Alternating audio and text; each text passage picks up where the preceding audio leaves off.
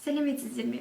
Мен Жамбыл облысы Жамбыл ауданы Баймырза Беспаев атындағы мектеп-гимназияның 9-шы сынып білім алушысы Сауран Гүлзат.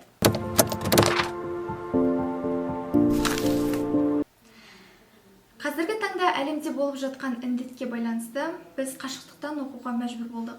Қашықтықтан оқуда біз түрлі платформалармен, білім платформалармен, WhatsApp желісімен жұмыс жасауға үйрендік. Жалпы меніңше қашықтықтан білім алу бізге дәстүрлі білім алудың қадірін түсіндіруге көмектескендей болды.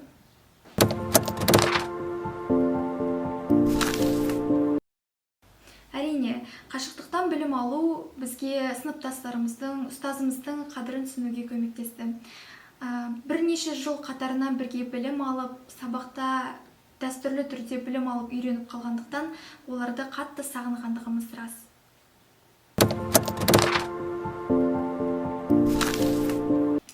Қашықтықтан білім алу кезінде түрлі қызықты жайттар орын алды.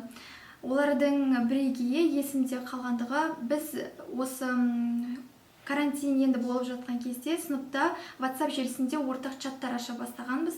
Сол кезде мектепте сыныпта өте бір аса араласпайтын, етене жақын араласпайтын жандардың өздері бізбен жақын араласып кетті. Біз ортақ тақырыптарда пікір таластық, ойымызды бөлістік.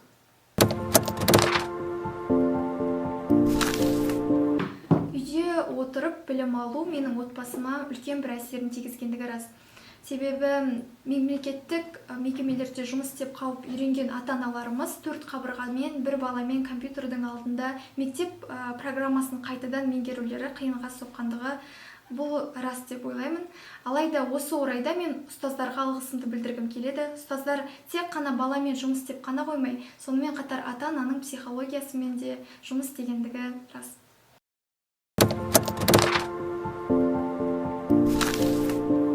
Қашықтықтан білім алу кезінде менің бос уақытым көп болды. Және мен бос уақытымды тиімді пайдалануға тырыстым. Мәселен, өзімнің денсаулығыма көңіл бөле бастадым. Себебі әлемде болып жатқан пандемия біздің денсаулығымызға аса бір үлкен мән беру керек екендігін түсіндіргендей болды. Мен күніне 2 литр су іштім, түрлі жаттығулар, йогамен айналыса бастадым, салауатты өмір салтын ұстандым. Сонымен қатар түрлі онлайн байқауларға қатыстым. Республикалық абайтану, абай әлемі, елбасы медалі сынды жобалардың жеңімпазы атандым. Жалпы қашықтықтан білім алу кезінде мен өзімнің бос уақытымды тиімді пайдалануға тырыстым.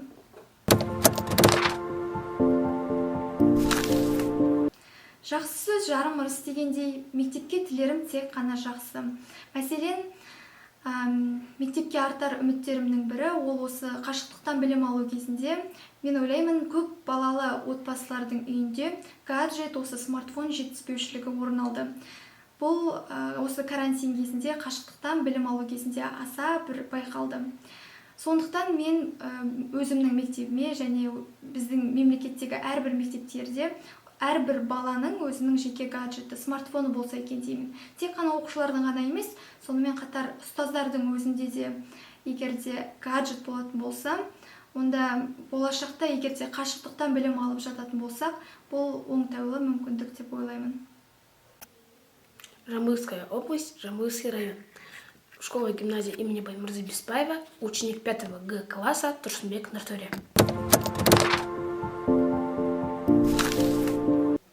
В период дистанционного обучения учителя были в роли наставника. Они создавали условия для изучения новых знаний, подготавливали презентации, задания, которые мы с интересом разбирали.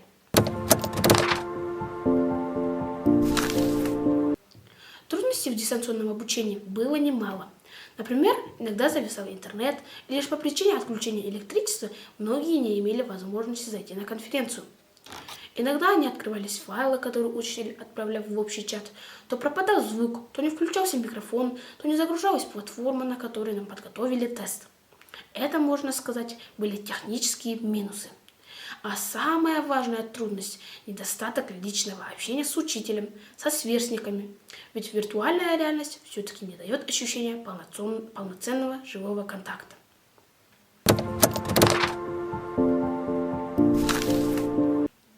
У каждого человека есть свои определенные склонности. По натуре я гуманитарий, гуманитарий, и поэтому мне всегда легче давались языки и литература, история, естествознание. Мне было несложно находить дополнительные материалы, занимательные видеоуроки, обучающие знания по интересующимся темам.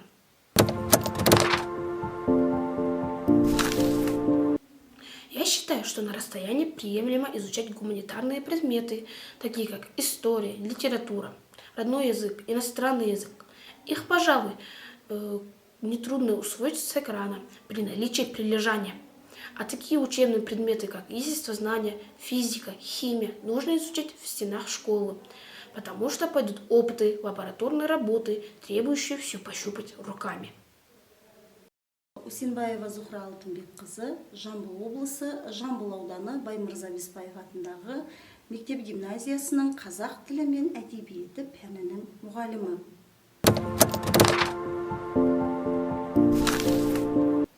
Мұғалім мен оқушы арасында бетпе-бет байланыс болу керек деген ойдамын. Бұл мұғалімнің сабақ барысында өз ойын дұрыс жеткізу үшін өте маңызды.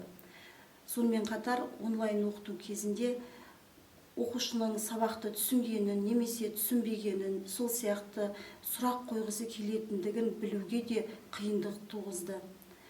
Қашықтан оқыту кезінде көптеген оқушылардың сабаққа қосыла алмай қалуы басым болды. Бұл онлайн оқытудың басты қиындығы болды деген ойдамын. Сонымен қатар интернеттің дұрыс істемеу салдарынан сабақтағы байланыстың үзіліп кетуі, дауыстың шықпай қалуы деген жағдайлар көптеп орын алды.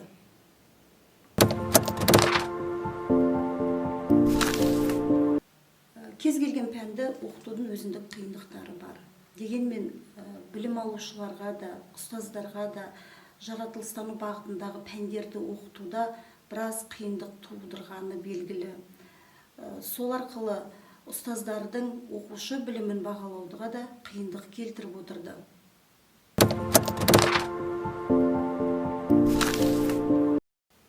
Қашықтан оқу әрине де оқушылардың білім сапасына өзіндік әсерін тигізді. Себебі мектеп партасында отырып сабақты түсінбейтін оқушы үйінде қашықтан білім алу барысында тақырыпты түсінуі де екіталай. Сондықтан баланың белсенділігіне, тақырыпты түсінуіне өзіндік кері әсерін тигізді.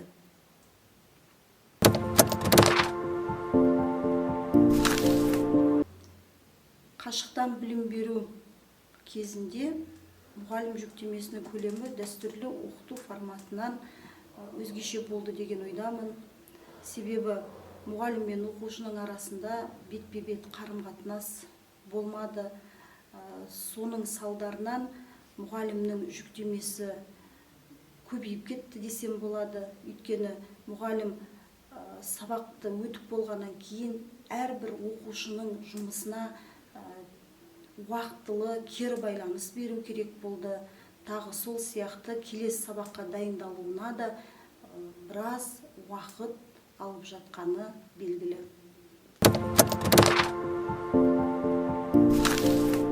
Қашықтан білім беру формасының дәстүрлі оқытудан әрине өзгеше болды.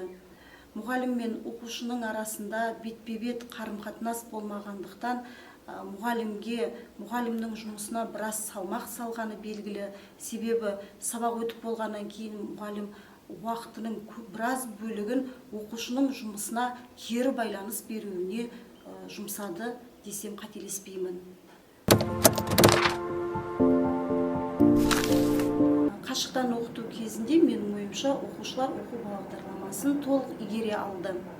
Себебі мұғалімнің сабақ өтіп болғаннан кейін оқушылардың балапан, еларна, телеарналарында көрсетілген бейне сабақтарды бір қарап шығып, сонымен қатар күнделік білім ленд платформаларында орналастырылған сабақтарды көруіне, сол бойынша тапсырмаларды орындауына толық мүмкіндігі болды. Орта білім беру жүйесі мен оның қатысушылары үшін қашықтан оқыту нәтижелі болды деген ойдамын. Себебі мұғалімнің кез келген тығырықтан шыға алатындығын дәлелдей түсті. Әрбір мұғалім тез арада білім платформаларын, оның мүмкіндіктерін игеруіне жол ашылды.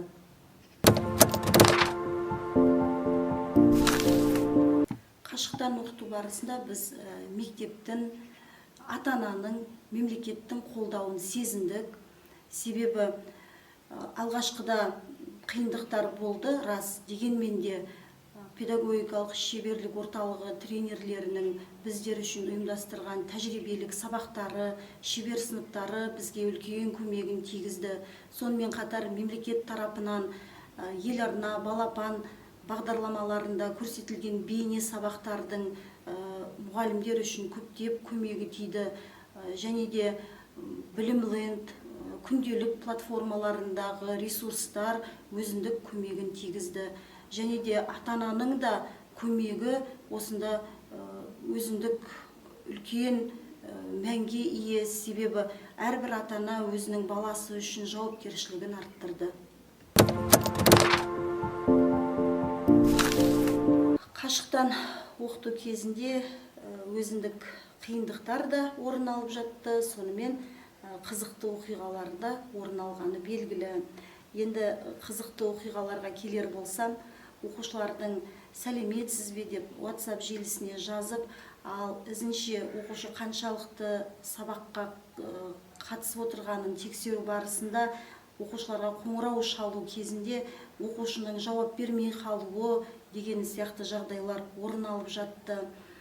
Ал енді қиындықтарға келер болсақ, бұл кезде мысалы жиынтық бағалау тапсырмаларын орындату қиын болып жатты. Себебі оқушылар бірін-бірінен көшіру немесе ғаламтордан жиынтық бағалау тапсырмаларын тауып, оны дәл сол күйінде орындап беру деген сияқты жағдайлар орын алып жатты.